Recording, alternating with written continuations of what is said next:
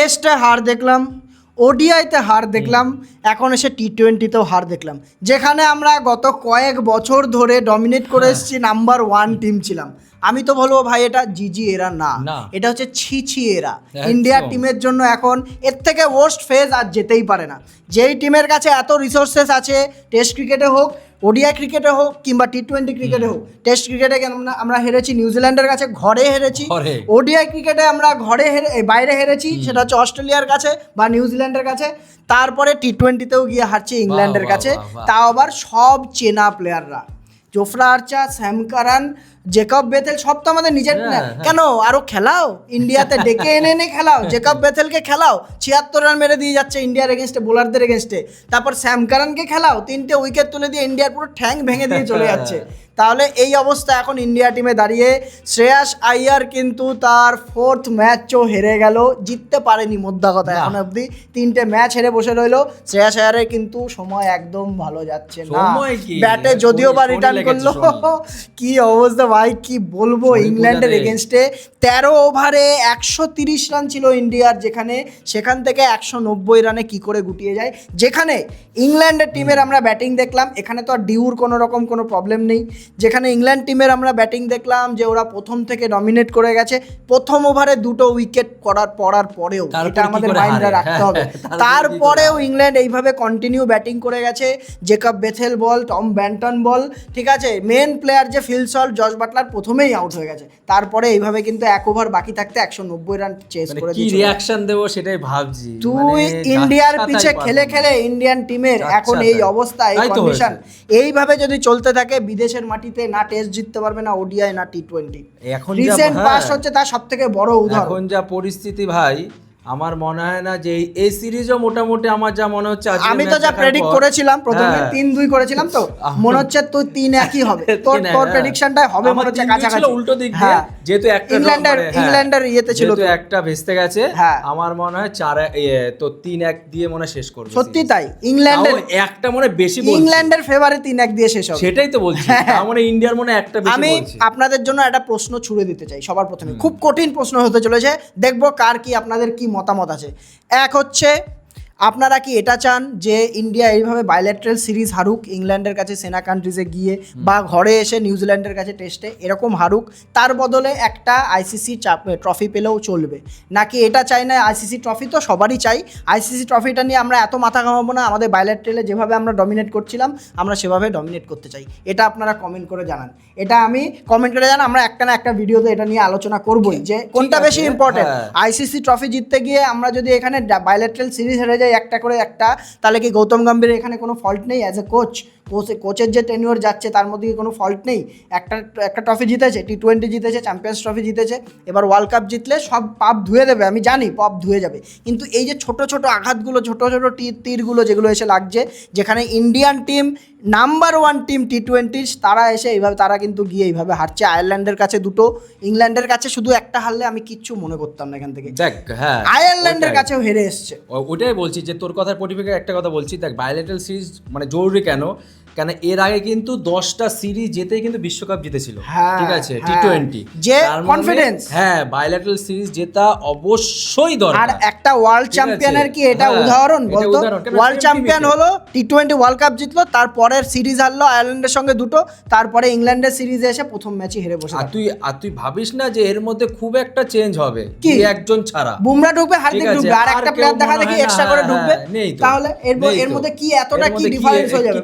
কি ডিফারেন্স হয়ে যাবে? আজকে যা ব্যাটিং তো আছেই দুর্বল, আজকে তার বোলিং, আমার তো ম্যাচ নিয়ে কথা বলতে ইচ্ছা করছে না, সত্যি তাই। কত খুশি ছিলাম, মানে শুরুতে আমি এখানে ইন্ট্রোর মধ্যে আমি নিজে লিখে রেখেছিলাম যে শকিং ছিল আজকের যে ইয়েটা ছিল, আমাদের এত প্রশ্ন উঠছিল যে সঞ্জু স্যামসন খেলবে নাকি বৈভব সূর্যবংশী খেলবে। এখানে I didn't see that coming. সত্যি কথা বলতে আমি ভাবতেও পারিনি যে সঞ্জু স্যামসনকে এই ম্যাচে বসাবে, তার বদলে বৈভব সূর্যবংশী খেলবে আজকের ডেটে। যে একটা ম্যাচের মধ্যেই মাত্র আমার মনে হচ্ছিল, কেন জানি না, আমরা আলোচনা করেছিলাম এটা, যে সঞ্জু স্যামসনকে এই ম্যাচের মধ্যে খেলাবে। তারপরে বড় ব্যাপার কি, আর একটা রুমার্স আসছিল ম্যাচের আগে যে বৈভব সূর্যবংশী খেলবে, তারপরে হচ্ছে তিলক বর্মা খেলবে না, তার বদলে সঞ্জু স্যামসন 3 নম্বরে খেলবে। সঞ্জু স্যামসনকে বসানো উচিত ছিল নাকি তিলক বর্মাকে বসানো উচিত ছিল, এটা আপনারা বলুন।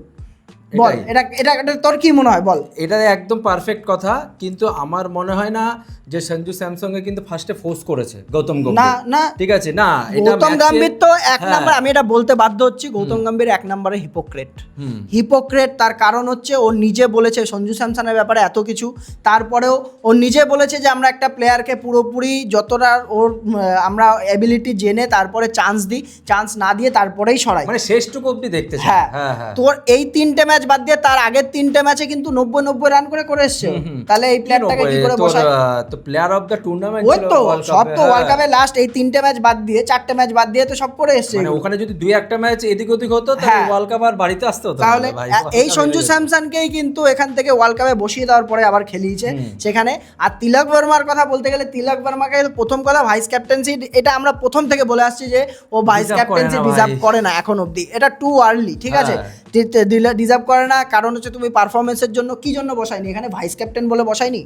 সেটাই ভাইস তো। ক্যাপ্টেনকে না বসানোর কি কেন আছে ভাই আমি তো বুঝি না। অক্ষর প্যাটেলকে বসিয়ে রেখেছিল, তাহলে ঠিক এখানে না আছে? বসানোর কি আছে আমি তো বুঝি না এটা তিলক অক্ষর বর্মা। প্যাটেল ভাইস ঠিক ক্যাপ্টেন আছে, থাকা সত্ত্বেও বসিয়ে রেখেছিল। তিলক বর্মা স্পট বাই 3 নাম্বার, হুম। ওকে 5 নম্বরে খেলাচ্ছে, 5 নম্বরে খেলতে পারছে না, ঠিক আছে। তিলক বর্মার উপরে আসলে আরো ডিটেলসে বলছি কেন ব্যাপারটা এইসব কেন হচ্ছে। হ্যাঁ, যাই হোক আমরা ঠিক ম্যাচের আছে? একটুখানি আলোচনা হ্যাঁ, করে তো নিই। বৈভব সূর্যবংশী আমরা দেখতে পারলাম যে আরে। ইন্টারন্যাশনাল ইন্ডিয়ার ইতিহাসে সচিন তেন্ডুলকারের থেকে রেকর্ড ভেঙে, ঠিক আছে, 15 ডেবিউ বছর। করলো। সচিন যখন ডেবিউ করেছিল তখন ওর বয়স ছিল 15 বছর না, 205 ষোলো 16 বছর 205 দিন। হ্যাঁ। আর বৈভব সূর্যবংশী 15 বছর 99 দিনের মাথায় কিন্তু ডেবিউ করলো। হ্যাঁ, এটা ভাই আমাদের আরে, জন্য বিশাল প্রাপ্তি, এটা ভাই, বিশাল প্রাপ্তি। প্রাপ্তি। আমি এটাও দেখতে চাই ওডিআই ক্রিকেটে চান্স পাবে আস্তে আস্তে।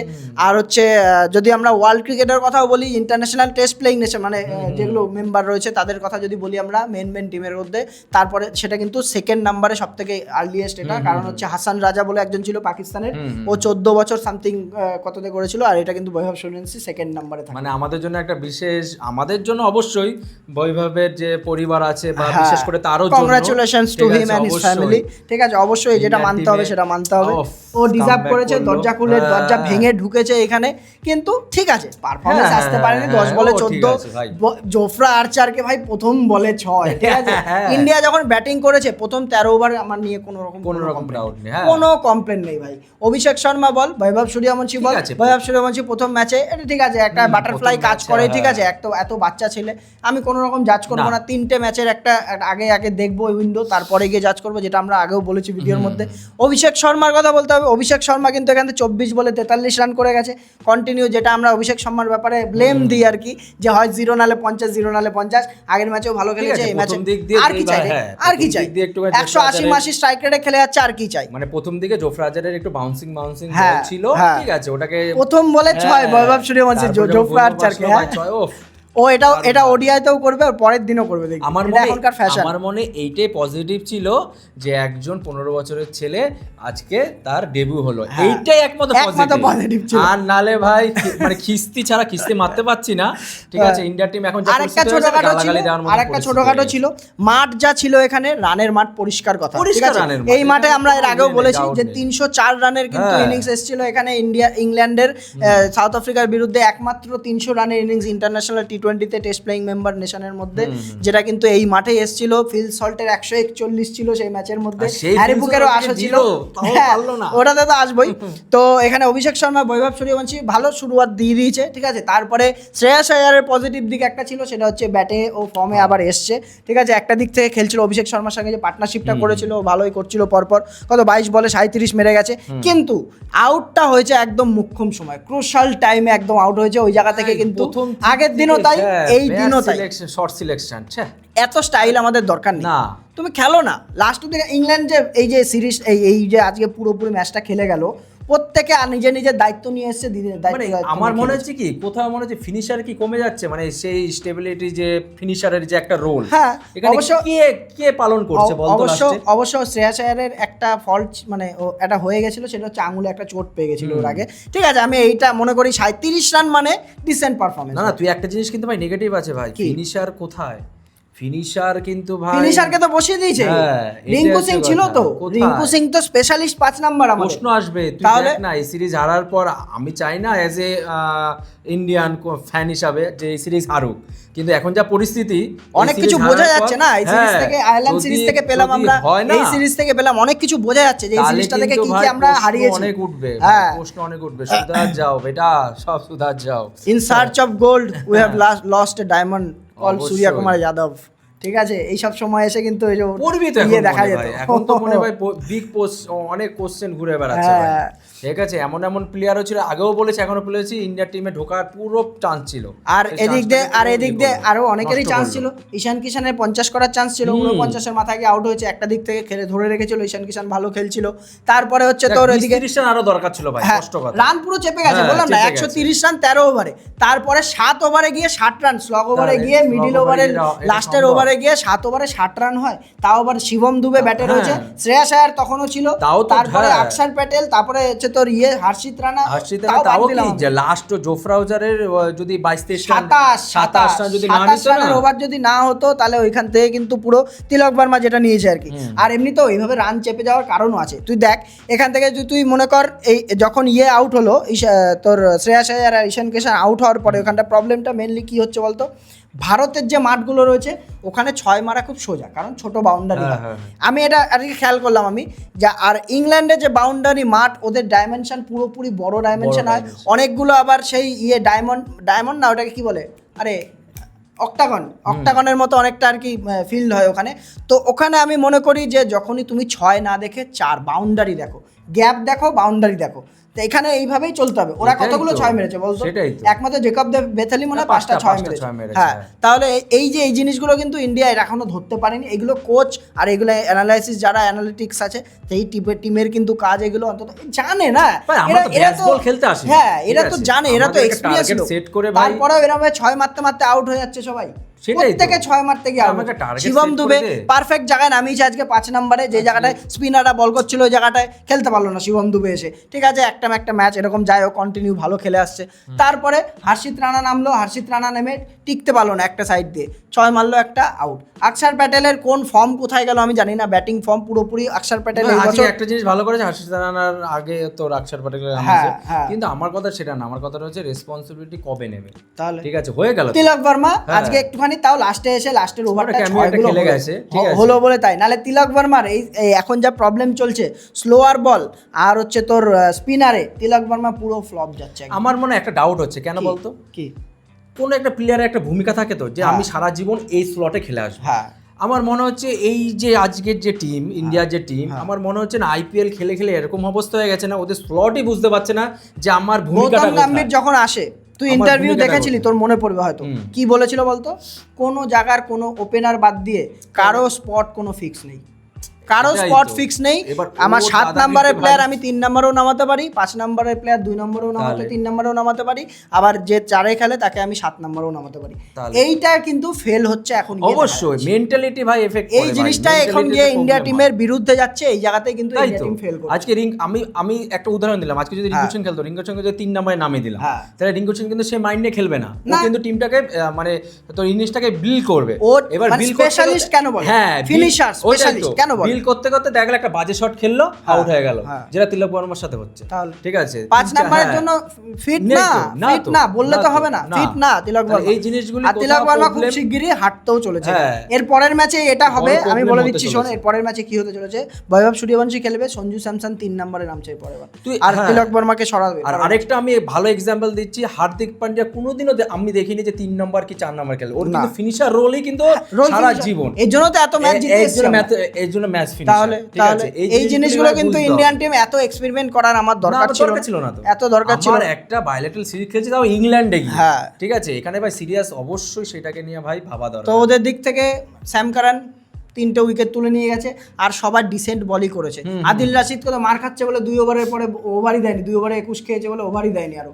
আর এদিকে আমাদের রবি বিষ্ণয়, আরে ভাই তুই ভাই সুদরা ভাই, যেখানে না ওর দিক দিয়ে আমি একটা মানে ফল্ট বলবো, তুই একটা স্পিনার, ঠিক আছে, তুই আজকে তো এরকম না তুই ডেবিউ ম্যাচ খেলছিস না, তুই ভাই ফ্রন্ট মানে ইনফ্রন্ট লাইন ভাই ঠিক আছে, একটা ওভার লাইনে নো বল হয়, আমি ভাই মানলাম দুখানা নো বল ভাই, তাও নো বল কি সাইডের লাইনে নো বল, তাও আবার না তিনখানা নো বল, তিনখানাতেই 6, তিনখানা নো বলেই 6, এক ওভারে ভাই 29 রান দিয়ে গেছে, যেখানে 4 ওভারে 49 রান ছিল। যদিও ইংল্যান্ডের হাতে ম্যাচ ছিল, তারপরেও কি এখানে তাও আবার কি যেখানে আর্শদীপ সিং আমার প্রথম ওভারে 2 উইকেট তুলে নিয়ে গেছে, আমি তো সেই সময় বুঝেছি ভাই আমি জিতে গেছি। প্রথমেই বাটলার ফিলসল যদি তুমি উইকেট নিয়ে নাও, তারপরে আর কার ক্ষমতা থাকে? ওদের টিমের মধ্যে জেকব বেথেল তো নতুন প্লেয়ার, তারপরে ও এসে 46 বলে 76 রান মেরে জিতিয়ে দিয়ে যাচ্ছে একা হাতে। টম বেন্টন ছোটখাটো ক্যামিও খেলেছে, সবাই এসে আর বাদবাকি ক্যামিও খেলেছে এখানে, কিন্তু এই একটা প্লেয়ারকে আউটই করতে পারলো না। আর্শদীপ সিং, হর্ষিত রানা, ঠিক আছে, এত টি-20 স্পেশালিস্ট আমাদের কাছে, বরুণ চক্রবর্তী, ঠিক আছে, কি বলবো এখানে। আমি ভাই আমি হয়তো সম্পূর্ণ দোষ দেব না বিষ্ণুই, কিন্তু বিষ্ণুই কিন্তু আরো রেসপন্সিবিলিটি নেওয়া দরকার ছিল। তারপরে শুধু হ্যাঁ এমনকি এই যে ভুলগুলি করেছে ওকে ভাই শুধরাতে হবে। তারপরে আবার কি বিষ্ণুই একেবারে 29, আর্শদীপের একেবারে 27, এটা দেখ প্রথম ওভারে 2 উইকেট নিয়েছে, পরের ওভারে এসে 27। হ্যারি ব্রুক যে মেরে পুরো ছাতু করে দিয়ে গেল, পাওয়ার প্লেটা পুরো ইংল্যান্ড জিতে গেল। কত সুন্দর হাওয়া বইছিল, সুইং হওয়ার ভাই ব্যাপক চান্স ছিল সেখানে, আমি তো মনে করছি নিজে হাতে দিয়ে দিল ম্যাচ। থার্ড টি-20তে এসে দেখ ম্যাচ তো হেরে গেছে অলরেডি, ঠিক আছে, 1-0 পিছিয়ে রয়েছে। হ্যাঁ ঠিক আছে, আর 3টে টি-20 বাকি আছে, মানে এখানে ইন্ডিয়ার কতটা চাপ হয়ে গেল বলতো, 3টে জিততে হবে সিরিজ জিততে গেলে। আমার মনে হয় আমাদের প্রথম প্রেডিকশন আমার ঠিক হতে চলেছে, জানি না কেন। 3টের মধ্যে 3টেই জিততে হবে, যেটা ইন্ডিয়াতে করে দেখেছিল ইংল্যান্ডের মাটিতে, কিন্তু এখন ইন্ডিয়াকে এটা করে দেখাতে হবে। আর ইন্ডিয়া যেটা এতটা সোজা মনে হচ্ছে না, কারণ এরপরে প্রতিদিন বাটলার ফিলসল তাড়াতাড়ি আউট হয়ে যাবে না। আর ফিলসল 5 ওভার খেলা মানে তুই মনে কর এখান থেকে 5 ওভারে 60-70 রান আরামসে হয়ে যাবে এদিক থেকে, ঠিক আছে। কি হবে যাওয়া হবে জানি না, সিরিজের লাস্টে গিয়ে আমরা কিন্তু খুব নিরাশ হলাম এটা দিয়ে, ঠিক আছে, ইন্ডিয়ান টিমের পারফরমেন্স দিয়ে। আপনারা কেমন লাগলো জানান, কেমন লাগলো সবাই আমরা জানি অলরেডি কেমন লাগলো, তবে যে কোশ্চেনগুলো করেছি আশা করছি আপনারা উত্তর দেবেন ভিডিওর মধ্যে এসে।